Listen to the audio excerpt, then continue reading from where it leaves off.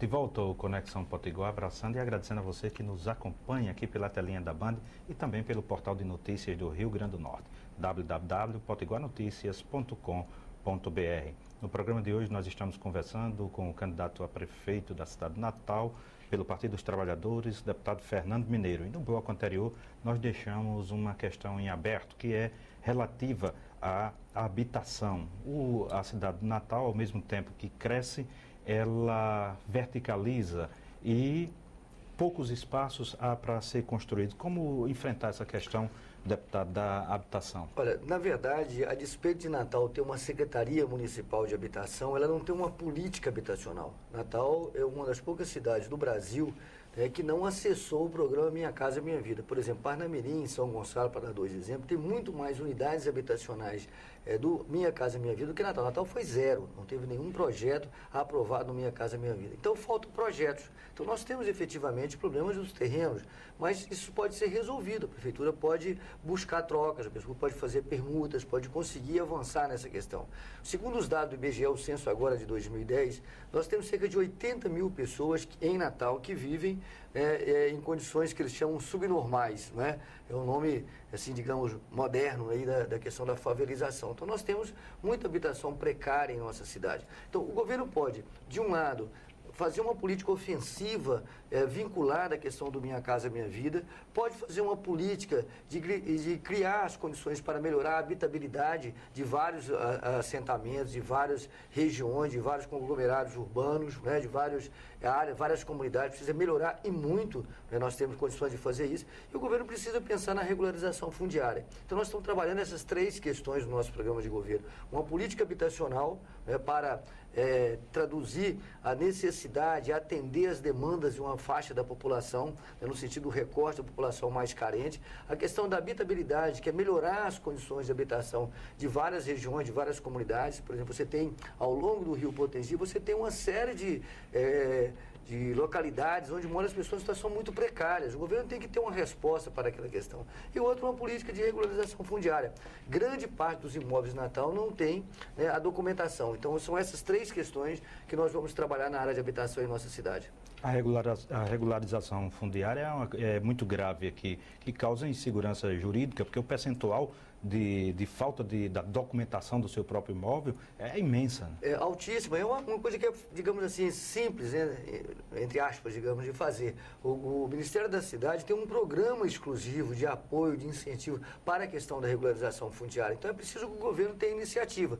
Nós vamos remodelar a Secretaria de Habitação e vamos criar um setor exclusivo para tratar da questão da regularização fundiária, evidentemente começando nos bairros mais pobres, para as famílias mais carentes, que precisam efetivamente de ter a sua titularidade reconhecida e resolvida em termos de habitação. Vamos fazer isso. Estamos já, inclusive, levantando os dados, porque os dados estão disponíveis, você tem essas informações e é preciso que o governo age de uma maneira muito rápida. Agora, é preciso, voltando àquele primeiro debate nosso, né, no bloco anterior, planejamento para isso. Não é? Você não vai fazer de um dia para o outro, você vai, então, buscar priorizar os setores mais necessitados, vamos, repito, criar um setor exclusivo para a questão da regulação fundiária e vamos resolver essa questão. Deputado, uma questão que incomoda as pessoas que têm sensibilidade e até hoje eu acho que os insensíveis é a questão do crack, a quantidade de jovens que a sociedade brasileira, natalense, está perdendo, pessoas sendo assassinadas aos 15, aos 20 anos, porque não consegue mais sair desse 8 que ele entra quando experimenta o crack. O que é que se pode fazer em termos de políticas preventivas? Olha, você tocou numa coisa que eu tenho me impressionado muito na minha visita às comunidades. Em todas as comunidades que nós visitamos, esse é um problema que vem salta assim, aos olhos, as pessoas sempre falam sobre isso. A minha impressão a minha convicção é que os governos, aí eu vou generalizar, não estão preparados para enfrentar essa questão em termos de equipamentos públicos. É preciso tratar essa questão como uma questão de saúde pública. Nós vamos dobrar a questão do Centro de Apoio Psicossocial, por exemplo, na Zona Norte de Natal, por exemplo, só para você ter uma ideia, que a maior região da nossa cidade tem 300 mil pessoas só na parte de Natal morando ali na Zona Norte, não tem nenhum centro de ação psicossocial onde você pode fazer o acolhimento. Então nós vamos tratar essa questão questão como a questão da prioridade. Essa questão é tão séria, Pinto Júnior, que Natal, nos últimos 10 anos, cresceu o número de homicídios contra crianças e jovens quase 900%. Isso mesmo, quase 900% o crescimento de homicídios de crianças e jovens, como mostrou o mapa da violência com o recorte para criança e adolescente que foi divulgado na semana passada. Então, esses são dados impressionantes. Então, o município de Natal precisa se preparar para responder essa questão.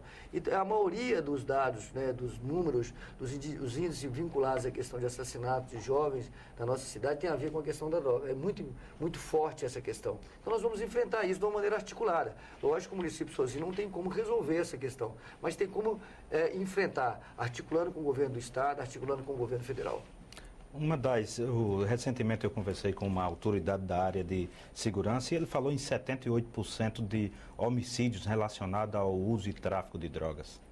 O dado é muito alto. Você vê todo dia matanças, os nossos jovens, principalmente os jovens da periferia de Natal, estão morrendo, né, de uma maneira muito invisível para nós outros, né, que não estamos vivendo ali nas periferias.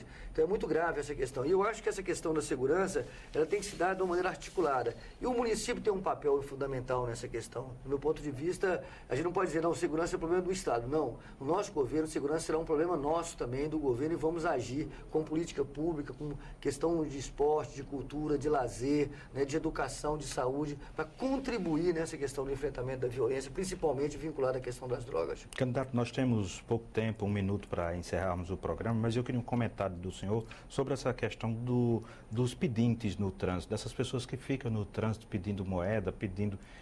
como é que faz para enfrentar, para dar uma oportunidade àquelas pessoas saírem do sinal de trânsito? Então, primeiro, eu acho que o poder público tem que entender qual é o perfil dessas pessoas, não é? Não adianta só uma atitude repressiva para enfrentar essa questão. É preciso fazer um perfil, fazer o cadastro, registrar, saber qual é a origem. Às vezes eu estou no trânsito, eu fico conversando. Tem de tudo, né? Tem pessoas que foram expulsas do mercado formal de trabalho e tem pessoas que nunca entraram no mercado de trabalho. Então, para cada caso, eu acho que deve ter uma ação, deve ter uma atitude da administração. Não dá para generalizar em relação a isso. Seria demagogia dizer que nós vamos tomar uma atitude no outro dia da nossa gestão sobre isso. Não, nós vamos analisar, vamos estudar, vamos ver quais são as razões. Sem entender as razões, você não resolve o problema. Perfeitamente. Deputado Fernando Mineiro, candidato do PT à Prefeitura do Natal, queria agradecer a sua vinda aqui aos estúdios da Band, ao Conexão Potiguar, lhe passar o Jornal Potiguar Notícias, que está nas melhores bancas do Rio Grande do Norte. Desejar sorte na sua caminhada. Muito obrigado e parabéns a você pelo Potiguar Notícias e pelo trabalho que vocês fazem aqui.